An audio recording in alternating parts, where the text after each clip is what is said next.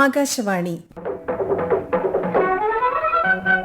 തിരുവനന്തപുരം പ്രാദേശിക വാർത്താ വിഭാഗം അവതരിപ്പിക്കുന്ന വാർത്താ തരംഗിണി.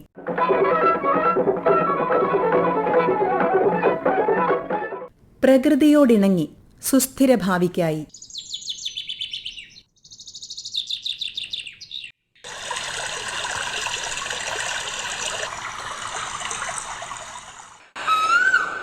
വൈവിധ്യമാർന്ന ജീവജാലങ്ങൾ അധിവസിക്കുന്നതാണ് നമ്മുടെ പ്രകൃതി.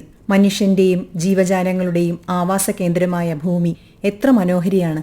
കോടാനുകോടി സസ്യങ്ങളും ജന്തുക്കളും പൂക്കളും പൂമ്പാറ്റകളും കാടും പുഴകളും ജലാശയവും മലനിരകളും താഴ്വരകളും മരുഭൂമിയും മഴയുമെല്ലാമുള്ള അനുഗ്രഹീത ഭൂപ്രദേശം. പ്രകൃതി വിഭവങ്ങളുടെ സംരക്ഷണവും ഉപഭോഗവും കൂടാതെ ജീവികൾക്ക് നിലനിൽക്കാനാവില്ല. സസ്യജന്തുജാലങ്ങളടങ്ങിയ പരിസ്ഥിതിയിൽ ജീവന്റെ നിലനിൽപ്പിനാവശ്യമായ വിഭവങ്ങളും ധാരാളമുണ്ട്. ഈ പ്രകൃതി വിഭവങ്ങളെ വേണ്ടവിധം സംരക്ഷിച്ചില്ലെങ്കിൽ പ്രകൃതിയുടെ സന്തുലനത്തിന് കോട്ടം തട്ടും. നമ്മുടെ ഭൂമിയെ സംരക്ഷിക്കേണ്ടതിന്റെ പ്രാധാന്യം ഓർമ്മിപ്പിക്കുന്ന ദിനമാണ് ലോക പ്രകൃതി സംരക്ഷണ ദിനം. എല്ലാ വർഷവും ജൂലൈ 28-നാണ് ദിനം ആചരിക്കുന്നത്. പ്രകൃതി വിഭവങ്ങൾ സംരക്ഷിക്കേണ്ടതിന്റെയും ഭാവി തലമുറയ്ക്കായി പരിസ്ഥിതിയെ പരിപാലിക്കേണ്ടതിന്റെയും പ്രാധാന്യത്തെക്കുറിച്ച് ലോകമെമ്പാടും അവബോധം വളർത്തുന്നതിനാണ് ദിനം ലക്ഷ്യമിടുന്നത്. പ്രകൃതിയോട് ഇണങ്ങിയുള്ള സുസ്ഥിരമായ ജീവനം എന്ന സന്ദേശത്തിലൂന്നിയാണ് ഇത്തവണത്തെ ദിനാചരണം. പ്രകൃതി സംരക്ഷണത്തിനായി പ്രവർത്തിക്കുന്ന അന്താരാഷ്ട്ര സംഘടനയാണ് international union for conservation of nature IUCN. സർക്കാർ ഇതര സംഘടനകളുടെ കൂട്ടായ്മയായ IUCN സുസ്ഥിര വികസനം പ്രോത്സാഹിപ്പിക്കുക, പ്രകൃതിയെ വിലമതിക്കുകയും സംരക്ഷിക്കുകയും ചെയ്യുന്ന നീതിപൂർവമായ ഒരു ലോകം കെട്ടിപ്പടുക്കുക തുടങ്ങിയ ലക്ഷ്യങ്ങൾ മുൻനിർത്തി പ്രവർത്തിക്കുന്ന സംഘടനയാണ്.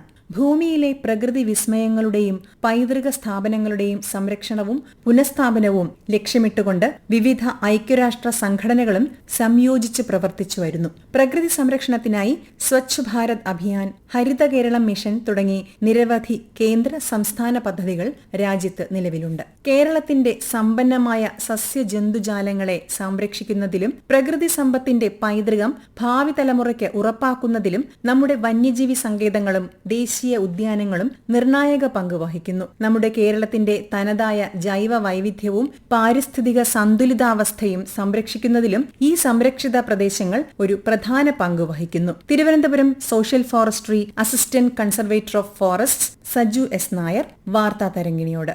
ഗുജറാത്തിലെ താപ്തി മുതൽ തമിഴ്നാട്ടിലെ കന്യാകുമാരി വരെ നീണ്ടുകിടക്കുന്ന ഏകദേശം 1600 കിലോമീറ്ററോളം നീളമുള്ള പശ്ചിമഘട്ടമാണ് കേരളത്തിന്റെ ജീവനാഡിയും പരിസ്ഥിതി സന്തുലനാവസ്ഥയുടെ അടിത്തറയും. പശ്ചിമഘട്ടം യുനെസ്കോയുടെ ലോക പൈതൃക പട്ടികയിൽ ഇടം പിടിച്ചതും അതോടൊപ്പം തന്നെ ലോകത്തിലെ ഏറ്റവും പ്രധാനപ്പെട്ട 8 ജൈവവൈവിധ്യം അല്ലെങ്കിൽ ബയോഡൈവേഴ്സിറ്റി ഹോട്ട്സ്പോട്ടുകളിൽ ഒന്നുമാണ്.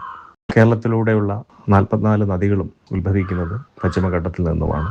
നമ്മുടെ ജല സുരക്ഷയും അതോടൊപ്പം കുടിവെള്ള ലഭ്യതയും കൃഷിയുമെല്ലാം ഈ നദികളെ പൂർണ്ണമായും ആശ്രയിച്ചിരിക്കുന്നു. സൗത്ത് വെസ്റ്റ് മൺസൂൺ അല്ലെങ്കിൽ കാലവർഷക്കാറ്റിനെ തടഞ്ഞു നിർത്തി കേരളത്തിൽ സമൃദ്ധമായി മഴ പെയ്യ്ക്കുന്നതിൽ പശ്ചിമഘട്ടത്തിന് നിർണായകമായ പങ്കുണ്ട്. ലോകത്ത് മറ്റൊരിടത്തും കാണാത്ത തരത്തിലുള്ള സസ്യജന്തുജാലങ്ങൾ നമുക്ക് പശ്ചിമഘട്ടത്തിൽ കാണാൻ സാധിക്കും. പശ്ചിമഘട്ടത്തിലെ വനങ്ങൾ അന്തരീക്ഷത്തിലെ കാർബൺ ഡൈ ഓക്സൈഡ് ആഗിരണം ചെയ്ത് ആഗോളതാപനം തടയാൻ വളരെയധികം സഹായിക്കുന്നുമുണ്ട്. വനനശീകരണത്തിൽ നിന്നും വന്യജീവി നാശത്തിൽ നിന്നും പശ്ചിമഘട്ടത്തെ സംരക്ഷിക്കാൻ കേരളത്തിൽ ദേശീയോദ്യാനങ്ങളും അതോടൊപ്പം തന്നെ വന്യജീവി സങ്കേതങ്ങളും സ്ഥാപിച്ചിട്ടുണ്ട്. നാളിതുവരെ 18ഓളം വന്യജീവി സങ്കേതങ്ങളും 6 ദേശീയോദ്യാനങ്ങളുമാണ് പശ്ചിമഘട്ടത്തിൽ കേരളത്തിലുള്ളത്. അതിൽ പ്രധാനപ്പെട്ട ദേശീയോദ്യാനങ്ങൾ സൈലന്റ് വാലി, ഇരവികുളം, പെരിയാർ അതുപോലെ തന്നെ ഷോല നാഷണൽ പാർക്കുകളുമാണ്. ഇത്തരത്തിലുള്ള സംരക്ഷിത പ്രദേശങ്ങൾ വന്യജീവി സംരക്ഷണം നേടുന്ന ജീവികൾക്ക് സുരക്ഷിതമായ സ്വാഭാവികമായ വാസസ്ഥലം ഒരുക്കുന്നുണ്ട്. ഉയർന്ന മലനിരകളിലെ കാടുകൾ മണ്ണൊലിപ്പ് തടയുകയും ഉരുൾപൊട്ടൽ സാധ്യത വളരെയധികം കുറയ്ക്കുകയും ചെയ്യുന്നുണ്ട്. അതോടൊപ്പം തന്നെ മനുഷ്യ വന്യജീവി സംഘർഷം കുറയ്ക്കുന്നതിനും ഇത് ഒരു പരിധിവരെ സഹായിക്കുന്നുമുണ്ട് എന്നുള്ളതാണ്. വനത്തിനും പരിസ്ഥിതിക്കും കോട്ടം തട്ടാതെ വിനോദസഞ്ചാരത്തിലൂടെ പ്രാദേശിക സാമ്പത്തിക വളർച്ചയ്ക്കും ഇത്തരത്തിലുള്ള സംരക്ഷിത പ്രദേശങ്ങൾ വളരെയധികം സഹായിക്കുന്നുണ്ട്. പശ്ചിമഘട്ടവും അതിലെ സംരക്ഷിത പ്രദേശങ്ങളും കേവലം ഒരു കാടോ അല്ലെങ്കിൽ മലനിരയോ മാത്രമല്ല, കേരളത്തിന്റെ ഭാവി കുടിവെള്ള ലഭ്യതയുടെയും കാലാവസ്ഥാ സുരക്ഷയുടെയും താക്കോല് കൂടിയാണ്. പശ്ചിമഘട്ടത്തെ സംരക്ഷിക്കുക എന്നത് നാം ഓരോരുത്തരും നമ്മളെ തന്നെ സംരക്ഷിക്കുന്നതിന് തുല്യമാണ്. കാലാവസ്ഥാ വ്യതിയാനം, ജൈവ വൈവിധ്യനാശം, മലിനീകരണം, ജലക്ഷാമം, വനനശീകരണം എന്നിവ പ്രകൃതിയെ ഗുരുതരമായി ബാധിക്കുകയാണ്. കാലാവസ്ഥാ വ്യതിയാനം ഇന്ന് ലോകം നേരിടുന്ന വലിയ വെല്ലുവിളിയാണ്. അമിതമായ ചൂട്, വെള്ളപ്പൊക്കം, വരൾച്ച എന്നിവയുടെ പ്രധാന കാരണം മനുഷ്യരുടെ പ്രവർത്തനങ്ങളാണ്. കാർബൺ പുറന്തള്ളൽ കുറയ്ക്കുകയും പരിസ്ഥിതി സൗഹൃദ ജീവിതശൈലി സ്വീകരിക്കുകയും ചെയ്യണം. കൊച്ചി ശാസ്ത്ര സാങ്കേതിക സർവകലാശാലയിലെ advanced centre for atmospheric radar research director doctor S Abhilash വാർത്താ തരംഗിണിയോട്. നാം ശ്വസിക്കുന്ന വായുവും കുടിക്കുന്ന വെള്ളവും കഴിക്കുന്ന ആഹാരവും നമ്മുടെ ജീവിതത്തെ നിലനിർത്തുന്ന കാലാവസ്ഥയും എല്ലാ ആരോഗ്യകരമായ പ്രകൃതി വ്യവസ്ഥകളെ ആശ്രയിച്ചാണ് നിലനിൽക്കുന്നത്. ഇന്ന് ലോകം കാലാവസ്ഥാ വ്യതിയാനത്തിന്റെ രൂക്ഷമായ പ്രത്യാഘാതങ്ങൾ നേരിടുകയാണ്. അതോടൊപ്പം ആവാസ വ്യവസ്ഥകളുടെ നാശം, മലിനീകരണം, പ്രകൃതി വിഭവങ്ങളുടെ അമിത ചൂഷണം എന്നിവ മൂലം ജൈവ വൈവിധ്യവും അതിവേഗം നഷ്ടപ്പെട്ടുകൊണ്ടിരിക്കുകയാണ്. കാലാവസ്ഥാ വ്യതിയാനവും ജൈവ വൈവിധ്യ നാശവും പരസ്പരം ബന്ധപ്പെട്ട പ്രതിസന്ധികളാണ്. ഇവയെ നേരിടാൻ സമഗ്രമായ സമീപനങ്ങളാണ് നമുക്ക് ആവശ്യം. ജൈവ വൈവിധ്യ സംരക്ഷണം കാലാവസ്ഥാ പ്രവർത്തനത്തിന്റെ ഏറ്റവും ഫലപ്രദമായ മാർഗങ്ങളിലൊന്നാണ്. വനങ്ങൾ, തണ്ണീർത്തടങ്ങൾ, കണ്ടൽക്കാടുകൾ, പുൽമേടുകൾ, പവിഴപ്പുറ്റുകൾ എന്നിവ കാർബൺ ആഗിരണം ചെയ്ത് കാലാവസ്ഥയെ സുസ്ഥിരമായി നിലനിർത്തുകയും കാലാവസ്ഥയെ നിയന്ത്രിക്കുകയും പ്രകൃതി ദുരന്തങ്ങളുടെ ആഘാതം കുറയ്ക്കുകയും ശുദ്ധജലം, ആഹാരം, ഉപജീവനം എന്നിവ ഉറപ്പാക്കുകയും ചെയ്യുന്ന പ്രകൃതിയുടെ വരദാനങ്ങളാണ്. ഈ ആവാസ വ്യവസ്ഥകളെ സംരക്ഷിക്കുകയും പുനഃസ്ഥാപിക്കുകയും ചെയ്യുന്നത് പരിസ്ഥിതി സംരക്ഷണം മാത്രമല്ല, കാലാവസ്ഥാ വ്യതിയാനത്തെ നേരിടുന്നതിനുള്ള ഏറ്റവും ഫലപ്രദവും ചെലവ് കുറഞ്ഞതുമായ മാർഗങ്ങളിൽ ഒന്നാണ്. സുസ്ഥിര ഭാവിയിലേക്കുള്ള ഏറ്റവും പ്രതീക്ഷ നൽകുന്ന സമീപനങ്ങളിലൊന്നാണ് പ്രകൃതി അധിഷ്ഠിത പരിഹാരങ്ങൾ. വനവൽക്കരണം, വനങ്ങളുടെ പുനഃസ്ഥാപനം, തണ്ണീർത്തടങ്ങളുടെയും കണ്ടൽക്കാടുകളുടെയും സംരക്ഷണം, നഗരങ്ങളിൽ ഹരിത ഇടങ്ങൾ വികസിപ്പിക്കൽ, പ്രകൃതിയോട് ഇണങ്ങിയ കൃഷിരീതികൾ പ്രോത്സാഹിപ്പിക്കൽ എന്നിവ ഇതിന്റെ മികച്ച ഉദാഹരണങ്ങളാണ്. ഇത്തരം പരിഹാരങ്ങൾ കാലാവസ്ഥാ വ്യതിയാനത്തെ ലഘൂകരിക്കാനും ജൈവ വൈവിധ്യം സംരക്ഷിക്കാനും പ്രകൃതി ദുരന്തങ്ങളുടെ ആഘാതം കുറയ്ക്കാനും ജലസുരക്ഷ വർദ്ധിപ്പിക്കാനും മനുഷ്യരുടെ ക്ഷേമം മെച്ചപ്പെടുത്തുവാനും സഹായിക്കുന്നു. ജലം, ഊർജം, വനങ്ങൾ, ഭൂമി, മറ്റ് പ്രകൃതി വിഭവങ്ങൾ എന്നിവ ഇന്ന് നാം എങ്ങനെ ഉപയോഗിക്കുന്നു എന്നതിനനുസരിച്ചാണ് വരും തലമുറയുടെ ജീവിത നിലവാരം നിർണ്ണയിക്കുന്നത്. വിഭവങ്ങളുടെ കാര്യക്ഷമമായ ഉപഭോഗം, ജലസംരക്ഷണം, പുനരുപയോഗം, പുനരുൽപ്പാദിപ്പിക്കാവുന്ന ഊർജ സ്രോതസ്സുകളുടെ പ്രയോജനം, സുസ്ഥിര കൃഷിരീതികൾ എന്നിവയിലൂടെ വികസനവും പരിസ്ഥിതി സംരക്ഷണവും ഒരുമിച്ച് മുന്നോട്ട് കൊണ്ടുപോകാൻ നമുക്ക് കഴിയണം. പ്രകൃതിയെ സംരക്ഷിക്കുന്നത് നമ്മുടെ നിലനിൽപ്പിനുള്ള അനിവാര്യതയാണെന്ന് നമുക്ക് തിരിച്ചറിയാം. കാലാവസ്ഥാ പ്രവർത്തനം, ജൈവ വൈവിധ്യ സംരക്ഷണം, സുസ്ഥിര വിഭവ മാനേജ്മെന്റ്, പ്രകൃതി അധിഷ്ഠിത പരിഹാര മാർഗങ്ങൾ എന്നിവയിലൂടെ നമുക്ക് കൂടുതൽ ഹരിതവും സുരക്ഷിതവും പ്രതിരോധശേഷിയുള്ളതുമായ ഒരു ലോകം വരും തലമുറകൾക്കായി സൃഷ്ടിക്കാം. നാം പ്രകൃതിയെ സംരക്ഷിക്കുമ്പോൾ പ്രകൃതി നമ്മെയും സംരക്ഷിക്കുന്നു. പ്രകൃതിയാണ് നമ്മുടെ ജീവിതത്തിന്റെ അടിത്തറ.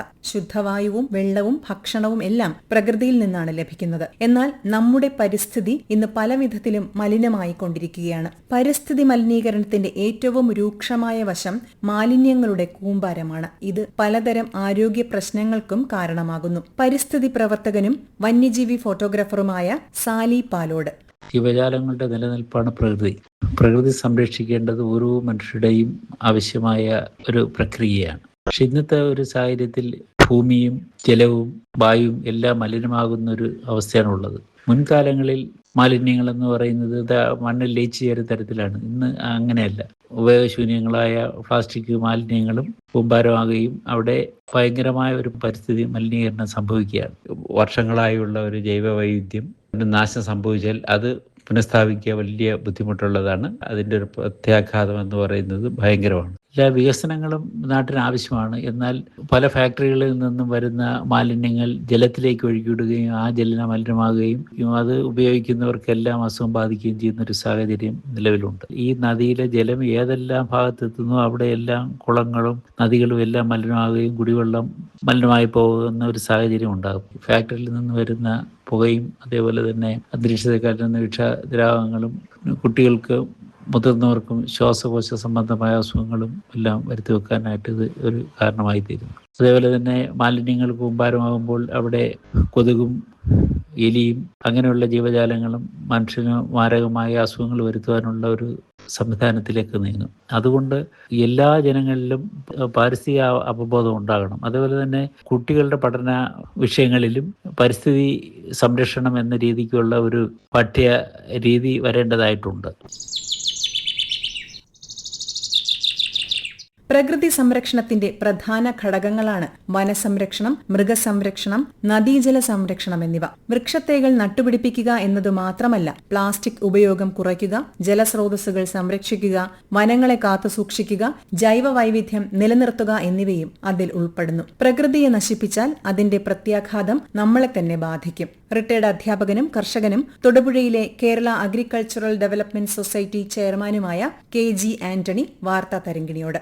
കാർഷിക മേഖല എന്ന് പറയുന്നത് ഒരു രാജ്യത്തെ സംബന്ധിച്ചിടത്തോളം അതിന്റെ സുഭിക്ഷതയുടെയും അതോടൊപ്പം തന്നെ ജനങ്ങളുടെ ഭക്ഷണാവശ്യത്തിന്റെയും ഏറ്റവും പ്രധാനപ്പെട്ട ഘടകമാണ്. പരിസ്ഥിതിയെ സംബന്ധിച്ചിടത്തോളം ഇന്ന് കാലം തെറ്റിയ മഴയും വേനൽക്കാലവും വറ്റുണങ്ങിയ നദികളും എല്ലാം പ്രതിസന്ധി സൃഷ്ടിക്കുന്നു.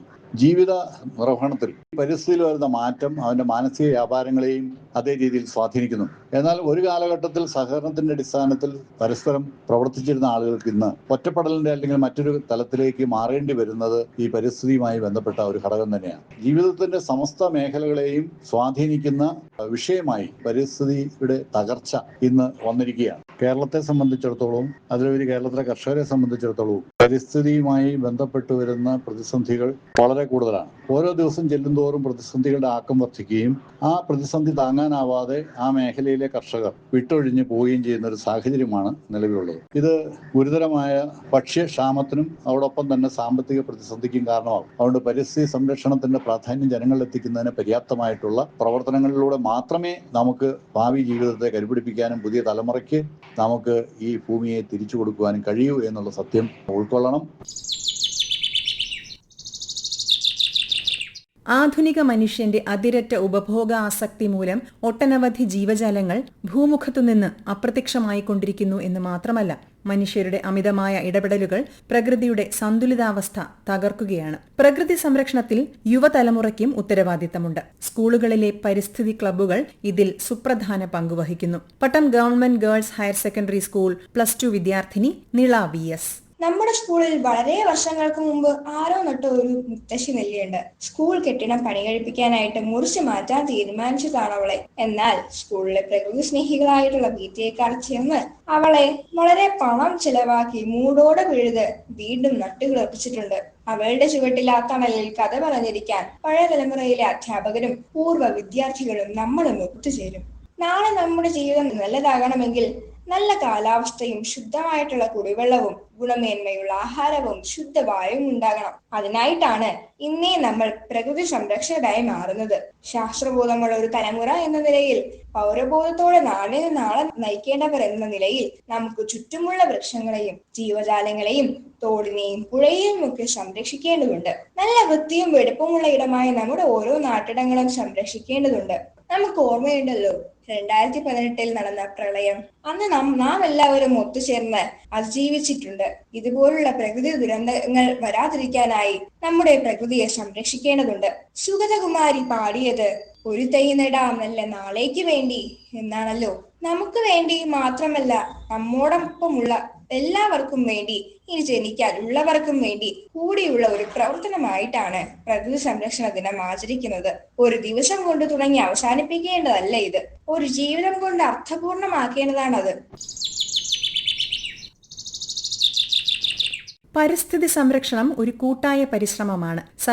സർക്കാർ ഇതര സംഘടനകൾ, പൊതുജനങ്ങൾ എന്നിവർ സംയുക്തമായി പ്രവർത്തിച്ച് ആധുനിക സാങ്കേതിക വിദ്യകൾ ഉപയോഗിച്ച് മാലിന്യ സംസ്കരണവും പരിസ്ഥിതി സംരക്ഷണവും ഉറപ്പാക്കേണ്ടത് അത്യാവശ്യമാണ്. മനുഷ്യന് ആവശ്യമുള്ളതെല്ലാം പ്രകൃതിയിലുണ്ട്. എന്നാൽ അത്യാഗ്രഹം കൊണ്ട് നമുക്ക് വേണ്ടതെല്ലാം തരുന്ന സുന്ദരമായ പ്രകൃതിയെ ചൂഷണം ചെയ്യുമ്പോൾ നമ്മുടെ തന്നെ നിലനിൽപ്പിന് ഭീഷണിയാകുന്നു. ഓർക്കുക, ഈ ഭൂമിയിൽ മനുഷ്യർക്ക് മാത്രമായി നിലനിൽക്കാനാവില്ല. മനുഷ്യരും പ്രകൃതിയും ജന്തുക്കളും സസ്യങ്ങളും അന്തരീക്ഷത്തിലെ ഓരോ ഘടകവും അടങ്ങുന്ന നമ്മുടെ ആവാസ വ്യവസ്ഥയിലെ കണ്ണികൾ മുറിയാതെ സംരക്ഷിക്കേണ്ടത് അത്യാവശ്യമാണ്. പ്രകൃതി വിഭവങ്ങൾ ഉത്തരവാദിത്തത്തോടെ ഉപയോഗിക്കാൻ പഠിക്കണം. ആരോഗ്യമുള്ള സമൂഹത്തിന്റെ അടിസ്ഥാനം ആരോഗ്യമുള്ള പരിസ്ഥിതിയാണെന്ന തിരിച്ചറിവുണ്ടാകണം. ഒരാൾ വിചാരിച്ചാൽ ലോകം നന്നാവില്ലെന്ന വാദം ഇനി വേണ്ട. ഒരാളിൽ തുടങ്ങുന്ന മാറ്റം സമൂഹം ഏറ്റെടുക്കുമ്പോൾ അത് വഴി തുറക്കുന്നത് ഒരു വലിയ മാറ്റത്തിലേക്കാണ്. പ്രകൃതിയും പ്രകൃതി വിഭവങ്ങളും ഒരു തലമുറയ്ക്ക് മാത്രമായുള്ള സ്വത്തല്ല, വരും തലമുറയ്ക്കായി